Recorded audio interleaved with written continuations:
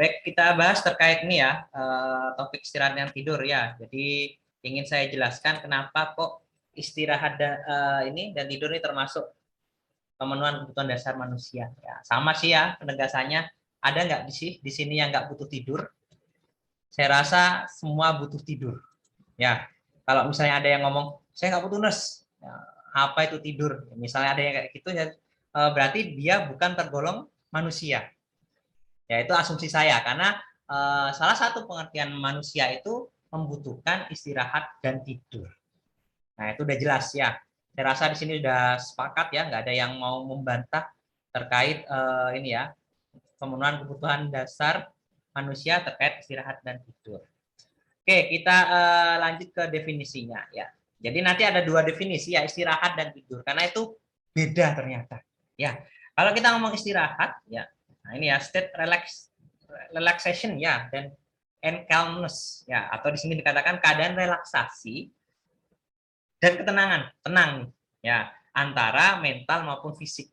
Nah, ini penting ya. Jadi antara mental maupun fisik ini tenang. Ya, jadi istirahat itu tidak harus tidur. Ya, yang penting apa? Kondisi tenang, kondisi rileks, baik mental ataupun fisik. Bisa jadi sekarang kalian istirahat, ya, nggak mikir apa-apa, rileks, ya pokoknya ngelihatkan, mendengar dosen ngomong kayak pengantar tidur, lah kan enak itu, rileks. Misalnya, ya saya rasa sini nggak layak konsen semua ya, itu dikatakan istirahat. Ingat ya, istirahat tidak harus tidur. Nah, itu konsepnya. Nah, kita bahas lagi terkait tidur di sini ya. Nah, ini sleep, tidur ya.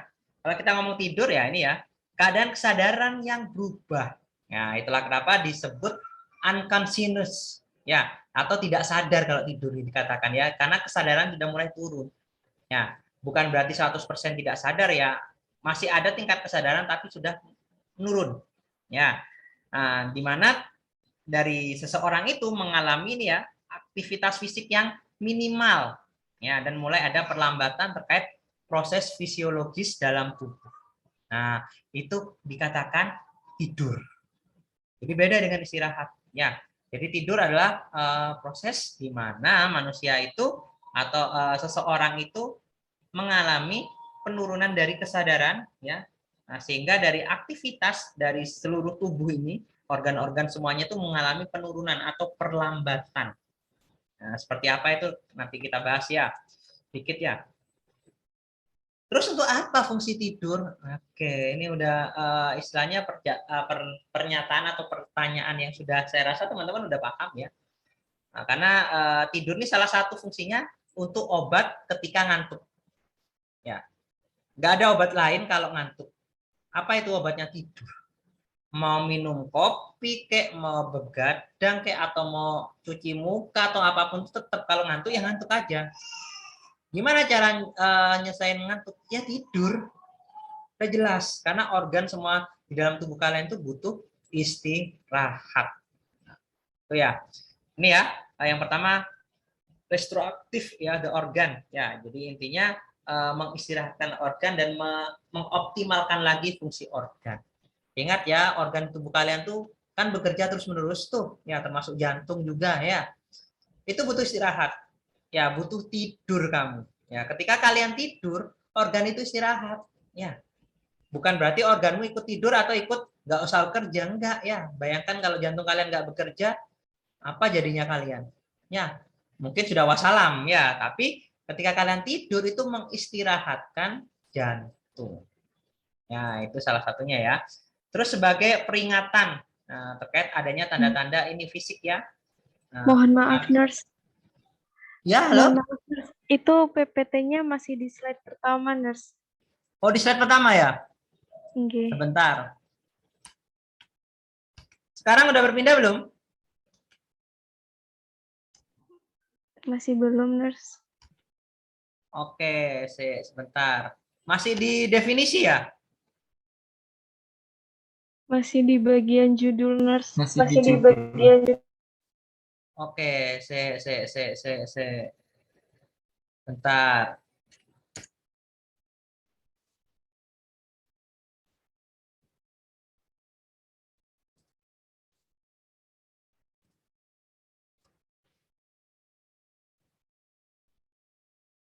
Sekarang kelihatan? Benar sudah. Oke, saya buat gini aja ya, tidak slideshow ya. Yang penting terbaca ya. Nggih.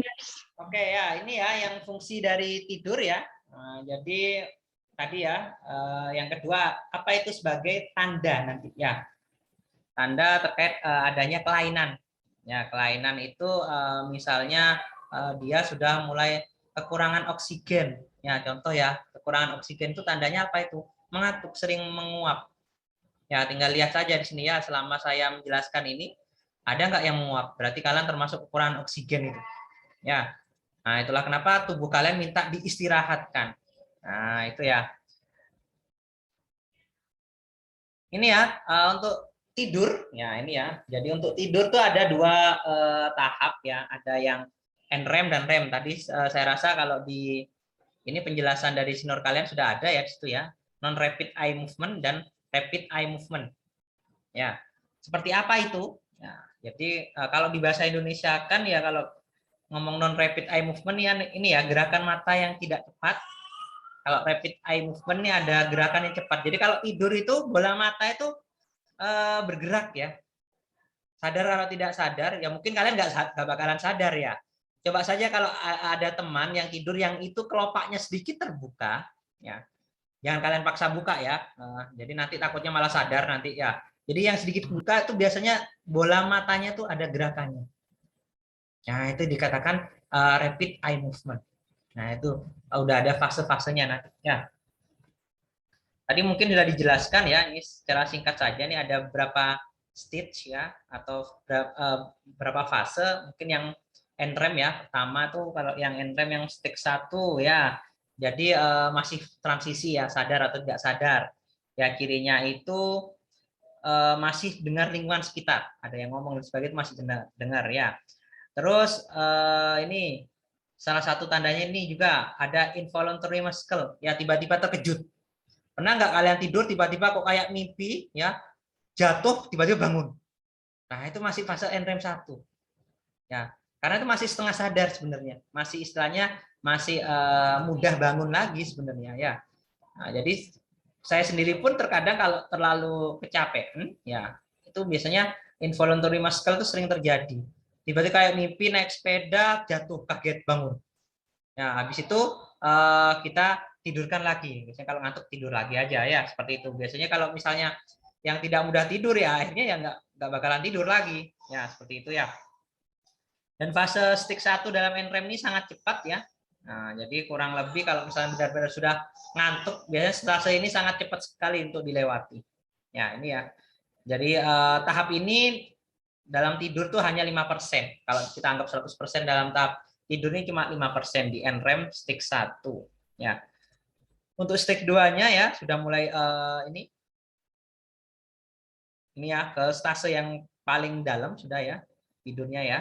Karena di stage 2 itu yang kurang lebih 50 sampai 55% dalam tahap tidur itu selalu dilewati stage 2 ini. Kalau stage 1 tadi itu mungkin saja tidak dilewati atau sangat sebentar sekali. Kalau stage 2 tuh relatif banyak yang dilewati. Ya, pada masa sebelum ke stage 3 ya, stage 3 ini sudah mulai deep ya. Deep of sleep intinya sudah mulai ke dalam dan ini cirinya salah satunya sudah susah dibangunkan. Nah, ini ya. Apalagi yang tidur-tidur mati ya. Pernah dengar tidur mati yang masih diapa-apakan saja nggak bangun. Ya. Nah, itu dikatakan tidur seperti orang mati terkadang ya. Karena benar-benar fasenya sudah deep sleep.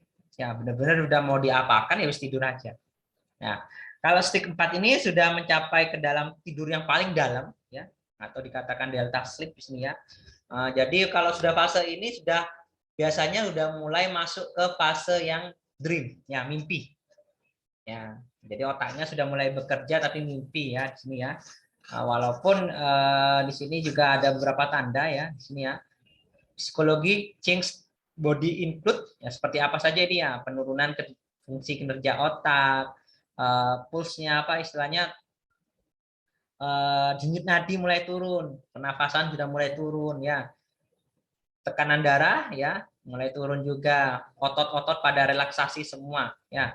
metabolisme turun. Ya, itulah kenapa kalau habis makan jangan langsung tidur. Nah, ini udah jelas nih, metabolisme turun. Ya, kalau kalian habis makan langsung tidur, ya jadi itu tidak optimal itu. Nah, itu kan sudah sempat saya singgung ya ketika part nutrisi kalau nggak salah ya. Nah, ini fasenya 10% dan setelah fase REM ini ya, apa NREM ya non rapid masuk ke fase rapid eye movement. Ini udah fase deep sleep-nya sudah mulai selesai ya. Intinya kalau misalnya ke fase REM ini sudah akan bertahap ya. Di sini terkadang di fase REM ini lebih mudah untuk bangun sudah. Ya, karena di sini udah banyak ya istilahnya tanda-tandanya denyut nadinya sudah mulai cepat, tekanan darahnya sudah mulai meningkat, metabolisme sudah mulai meningkat. Dan ketika fase REM ini tidak bangun, ya istilahnya kan kurang lebih sekitar 1 sampai 2 jam ini sudah sampai ke fase REM. Ketika fase REM nggak bangun, bisa kembali lagi ke fase NREM stage 2. Misalnya tidurnya yang sangat lama sekali itu bisa berulang kali fase ini. Itulah kenapa terkadang kalian merasa, loh, saya kok mimpinya kok ada beberapa episode ya misalnya ya. Nah, itu ya. Mungkin ada yang pernah merasa ya, mimpi di beberapa episode atau sempat ini ya, seperti kalau sudah di fase deep sleep, terkadang mimpi, di dalam mimpi juga mimpi. Pernah nggak yang merasa seperti itu? Mungkin agak susah ya saya menjelaskan, tapi mimpi, ketika dia mimpi, mimpi tidur dia, dan ketika mimpi dia tidur, ternyata dia tidurnya itu mimpi. Nah, itulah ya. Nah, jadi itu ada sudah di masa fase deep sleep kayak gitu. Yaitu kalau sudah seperti itu sangat susah sekali dibangunkan. Ya, kecuali ya mungkin kejatuhan apa gitu ya. Nah, itu mungkin bisa langsung bangun ya. Itu ya, ini kalau yang fase REM ya. Ini kalau kita lihat dari siklusnya ya, kurang lebih hampir mirip seperti yang saya jelaskan ya. Nah, ini sekitar 90 sampai 110 menit itu sudah satu siklus ini ya, dari NREM stage 1 sampai REM sampai NREM lagi atau REM ini bisa bangun ya. Kalau misalnya dia tidak lama tidurnya atau fasenya, atau mungkin saja bisa memanjang. Ya, itu juga bisa. Ya, memanjang dalam arti beberapa stick itu memanjang. Ya, itu bisa. Atau seperti ini ya gampangannya ya. Dari bangun, stick 1, stick 2, stick 4 dan fase remnya di sini. Ya, jadi sampai deep sleep-nya nih stick 4-nya, remnya. Terus turun lagi siklusnya ke rem lagi, terus turun lagi seperti ini yang saya jelaskan tadi sampai dia cenderung lebih mudah bangun nanti. Nah, itu contohnya ya. Ini faktor-faktor yang menyebabkan ini ya, efektivitas dari istirahat dan tidur ya banyak ya. Kecemasan ya atau kenyamanan lah, kenyamanan nih udah yakin lah ya. Kalau yang mau tidurnya tuh di kamar ada AC-nya, kasurnya empuk ya, terus ada fasilitas musik ya pasti lebih nyaman tidur daripada tidur beralaskan tikar ya, panas lah itu udah jelas ya. Cemas ya, lingkungan sekitar, environment ini sangat pengaruh juga. Ketika lingkungan rame ya susah aja tidur nanti ya. Pola hidup ya, diet, obat-obatan, norma dalam budaya ini juga bisa ya. Ketika misalnya tidak boleh tidur jam sekian sampai jam sekian, nggak boleh itu. Nah, itu kan akhirnya menjadi lifestyle, norma itu juga bisa mempengaruhi di sini. Nah, ini banyak lagi ya yang lainnya ya. Nanti ada juga ini ya terkait bagaimana perubahan pola tidur. Ya, ini yang mungkin saya bahas sebentar ya. Ada beberapa perubahan. Yang pertama mungkin kalian sudah sering dengar terkait insomnia. Nah, ini kan sering ya. Aduh, insomnia nih, nggak bisa tidur. Nah, itu seringnya ya. Kalau misalnya curhatan mahasiswa wajar ya. Jadi mahasiswa insomnia garap tugas wajar ya. Nggak usah ngeluh ya. Kalau ngeluh tuh alay kalian. Nggak usah jadi mahasiswa berarti ya. Jadi nggak usah bikin status, aduh saya insomnia ngerjakan tugas ini, nggak usah ya. Mahasiswa tuh kalau belum pernah jadi pengalaman insomnia tuh belum ini ya istilahnya belum fasih jadi mahasiswa itu ya, belum lulus jadi mahasiswa kalian ya. Kalau sudah pernah insomnia garap tugas begadang, wah itu luar biasa berarti. Tapi jangan sering-sering ya karena itu tidak bagus juga ya.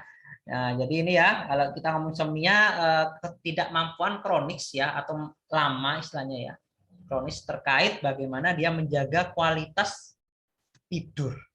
Ya, Ini ya kalau insomnia nih kualitas. Ingat ya, kualitas tidur, bukan kuantitas. Ya, percuma tidur lama kalau tidak berkualitas. Mending tidur sebentar 3-4 jam tapi berkualitas. Nah, itu yang susah biasanya ya. Jadi insomnia ini tidak bisa optimal terkait menjaga kualitas tidurnya. Ya, karena terganggu mungkin nggak banyak tugas ya. Tugas dari Nurse Alfred yang segebok nih misalnya ya saya contohkan saya saja ya. Kayak gitu ya. Jadi sehingga itu bisa menjadi permasalahan. Ya, bisa terganggu pola tidur kalian. Nextnya ada hipersomnia ya, ini perubahan pola tidur ya. Jadi pola tidur yang lebih ini ya istilahnya ada perubahan sehingga bisa jadi ya ini ya pada siang hari ini juga ini ya tidur nih ya daytime nih ya siang hari. Nah ketika anak-anak kuliah ini ternyata dia diem saja kayak melek ternyata dia tidur. Ya. Ingat ya tertidur dengan sengaja tidur tuh beda loh ya. Yang bagus yang mana, Nurse? Yang bagus ya sengaja tidur karena dia ingin merelaksasikan atau ingin mengistirahatkan sehingga dia tidur. Kalau tertidur itu nggak bagus ya sebenarnya. Berarti kalian paksa tubuh untuk bekerja atau beraktivitas, tapi tubuh sudah nggak kuat sehingga terpaksa dia menidurkan dirinya sendiri. Karena memang misalnya dia sudah capek misalnya. Ya, capek disuruh kalian begadang ya, garap tugas ya, tugasnya saya misalnya ya. Nah, itu ya misalnya ya, itu bisa menjadi masalah ya. Satu lagi narkolepsi. Nah, ini ya termasuk perubahan pola tidur ya. Nah, ini hampir mirip dengan tadi hipersomnia tapi ini dorongan tiba-tiba yang tidak terkendali ini ya untuk tidur di siang hari sama nih daytime.